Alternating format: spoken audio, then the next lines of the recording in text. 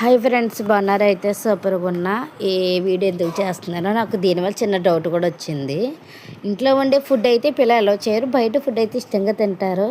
అందరి పిల్లలైనా అయితే మా పిల్లలు కూడా అలా ఉంటారని నా షాక్ అయ్యింది. ఎందుకంటే మా పిల్లలకి ఇంట్లో ఉండింది అసలు ఏ రోజు తినరు. బయట ఫుడ్ అన్నప్పుడు సంకలు గుద్దుకొని వెళ్ళిపోతారు తినేదానికి ఇష్టంగాను.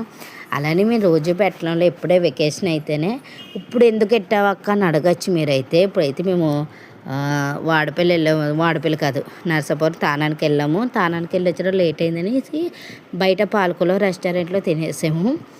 నాకు ఒక డౌట్ వచ్చింది, మిమ్మల్ని అడుగుతాను, మీకు క్లారిటీ చెప్పండి. చనిపోయిన వాళ్ళు ముట్టుకున్నప్పుడు సముద్ర తానం ఎందుకు చెయ్యాలి? నాకు అదొకటి అర్థం అవ్వట్లేదు. ఎందుకంటే చనిపోయినవాడు దేవుడితో సమానం అంటారు, పుట్టేవాడు దేవుడితో. ఇప్పుడు చిన్నపిల్లలు పుట్టారంటే పిల్లలు దేవుడితో సమానం అంటారు, చచ్చిపోయిన వాళ్ళు కూడా దేవుడితో సమానం అయినప్పుడు మనుషుల్ని ఎందుకు శవం పట్టుకుంటే సముద్ర తానం చేయాలని ఎందుకు అంటారో నాకైతే అర్థం అవ్వలేదు.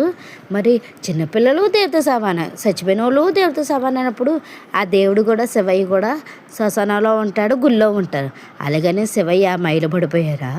నాకేం అర్థం అవ్వట్లేదు. మీకు తెలితే నాకు ఎందుకు కామెంట్ చేయండి ప్లీజ్. మీరు చూస్తున్నారు కానీ స్కిప్ చేసేస్తున్నారు. ఒక్కసారి నా వీడియో చూసి లైక్ చేయండి, షేర్ చేయండి, పక్కన బెల్ కొట్టాలని మనస్ఫూర్తిగా కోరుకుంటున్నా. మీరు ఒక్క బెల్ కొడితే చాలు నాకు హ్యాపీగా ఉంటుంది.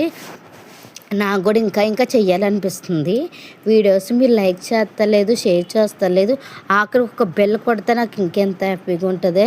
ప్లీజ్ దయచేసి ఆ బెల్ కొట్టండి, నా హ్యాపీ డేస్ పెంచండి. బాయ్.